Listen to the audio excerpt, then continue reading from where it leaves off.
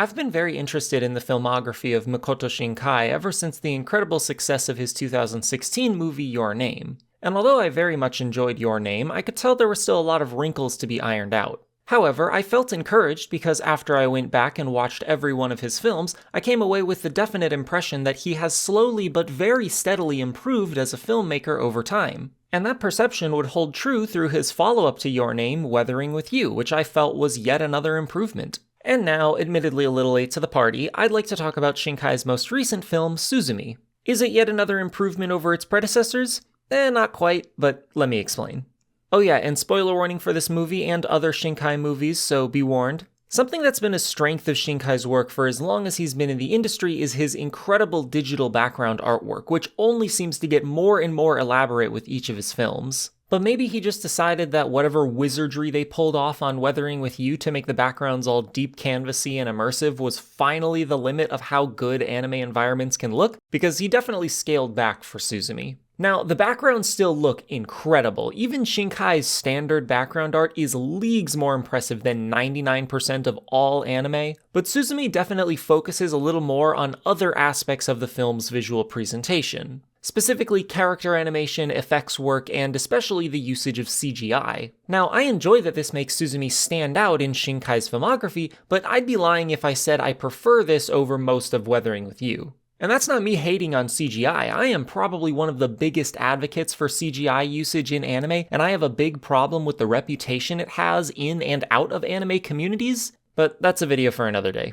I will say that Suzume has some of Shinkai's best action scenes, full stop. Namely the sequences of Suzume and Sota closing the various doors that are letting out the big death worms. It is so refreshing to watch these scenes that are just sincerely fun and exciting. Like, yeah, the world might end if they don't get the door closed, but the music is so epic and heroic and swelling and perfectly synchronized to the action. And the animation is so dynamic and expressive, and Suzume herself doesn't even seem to mind how much danger she's in, making it very easy to just get swept up in the excitement.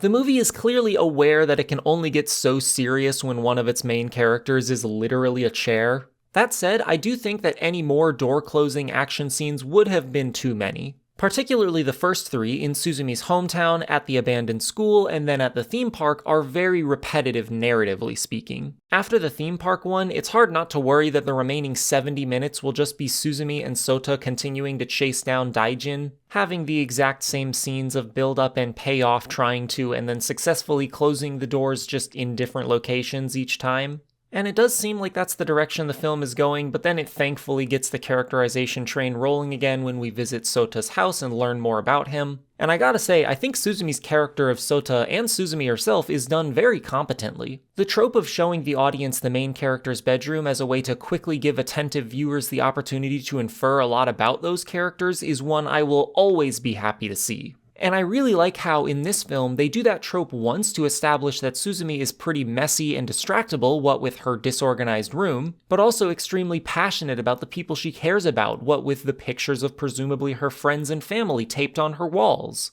And of course the books strewn about how to become a nurse, which we immediately can infer Suzume has because her mom was a nurse. Then they do the same scene again in Sota's room where we get to see all of his books that he studies in pursuit of becoming a teacher. It's almost like the two main characters are similar or something. In contrast to Suzume though, Sota's books are neatly organized, illustrating how studious and diligent he is. He's also got a spray bottle of sanitizer and other cleaning products at his front door, which tracks because he's taken on the duty of essentially keeping the world itself clean by being a closer. I think my favorite detail though is that Sota has an almost identical desk lamp to Suzume, but his is standing up and clearly pointing at some university homework, while Suzume's is just knocked over on the floor next to her desk. And having effectively efficient characterization is a very good strength to have in a movie that travels between so many different set pieces across its run, because nearly all the supporting cast members also get their fair share of memorable moments that come and go perfectly organically. This makes the world feel more real because it's so clearly full of people that feel real.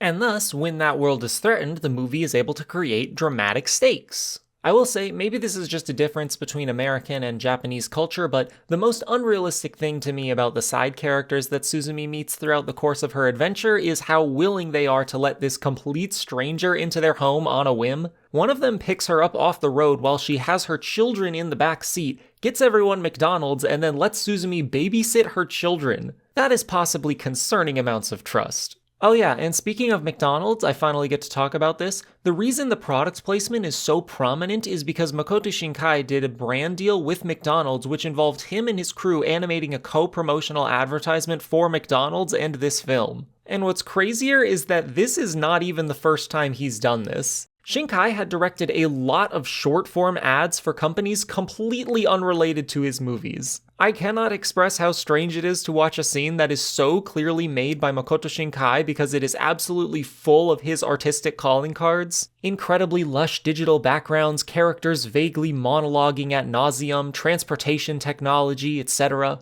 And then it just cuts to a brand logo and a jingle. It's hilarious to me. But speaking of Shinkai-isms, I'd be remiss not to discuss possibly the most ever-present element in all of the man's movies, which yet again makes its way into Suzume. And that is the circumstantially forced separation of the two main characters / love interests. What I find interesting about this motif is how it has evolved over the years. In his early works, Shinkai would split the love interests up and leave the viewer in a sense of melancholy, encouraging them to endlessly ponder about what might have been, and question if these characters will ever truly be able to get over the loss they've experienced. But ever since The Garden of Words, which also separated its two leads at the end, it seems that Shinkai has slowly been allowing his characters to have happier and happier endings. First of all, in The Garden of Words, Takao and Yukino cut off their growingly romantic relationship partially because they lived two different lives to keep it going, but largely because it seems they both got out of the relationship what they needed to get out of it, and are both emotionally prepared to move on with their lives without needing to lean on someone else's shoulder.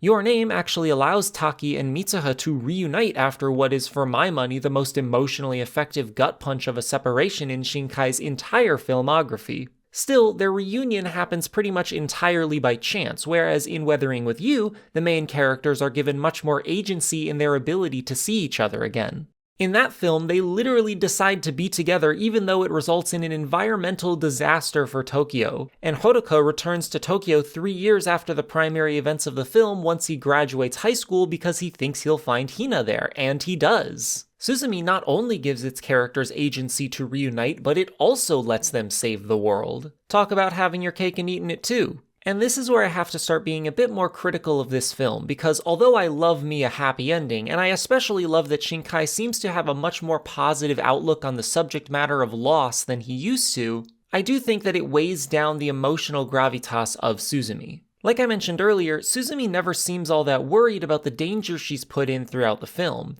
on multiple occasions stating that she's not afraid to die. This is because what she cares about so much more than her own safety and the safety of the world is her ability to be together with Sota, much like how Hodoka feels towards Hina in Weathering with You. My problem is that for all the effective characterization she and Sota receive, I'm unconvinced that Suzume would really fall so in love with Sota that she's willing to risk the safety of the world and all these wonderfully kind people she met along the way to be with him again. I mean, he is ridiculously hot, but aside from that, I think either they needed to give Suzume and Sota more time dedicated purely to showing the two of them having great chemistry, or done more to establish that Suzume feels like she has nothing going for her outside of her relationship with Sota. I mean, there's a little bit of passive tension between Suzume and her aunt who had to adopt her after her mother died, but even the most hostile moment between the two of them only occurs because Suzume's aunt gets literally possessed to say the most negative, hateful things she can think of. And even that is water under the bridge soon after. Shinkai's protagonists are commonly frustrated teenagers who want to leave their current situation and see their romantic interest as a sort of key to escaping an unsatisfying life. But Suzume just comes across as too generally comfortable to feel the need to escape. What does Sota represent to Suzume that compels her to want to be with him so badly? I guess he's a little more sure of what he wants to do with his life than Suzume? I don't know, I'm kinda grasping at straws here. Throughout the movie, multiple characters make comments to Suzume that are pretty clearly only there to get the audience to think about Suzume and Sota in a romantic light. But like I said, in the absence of any real demonstration of why Suzume is so in love with Sota, it all rings hollow. And this is unfortunately emblematic of another area this movie could improve upon. As we get closer and closer to the end of Suzume, we get more and more of these lines of dialogue that feel like moments of thematic reveal or crystallizations of concepts the movie had been exploring up until, despite not actually being supported by the rest of the film, or just generally being kinda underbaked ideas. Suzume speculates that Daijin, the cat that she and Sota have been chasing, was actually intentionally guiding her towards the door at her childhood home. But that just doesn't hold up to scrutiny at all. Or if it is the case, Daijin had a really bad plan. Like, what if people just didn't take pictures of him and post those pictures on social media, allowing Suzume to locate him? That was a little detail I also thought was unrealistic. What are the odds that it would be so easy for one high school girl to keep track of a single cat traveling across Japan, even if it was trying to get in front of cameras at every opportunity? And this was initially easy to look past because that's just such a fun idea, just don't encourage me to think about it after the fact. Then there's the scene where Suzume gives her younger self advice, which basically boils down to, shit's bad now, but it'll get better later. And then she says, I'd been given everything that matters a long time ago, which I guess is hope? The belief that everything is gonna be okay?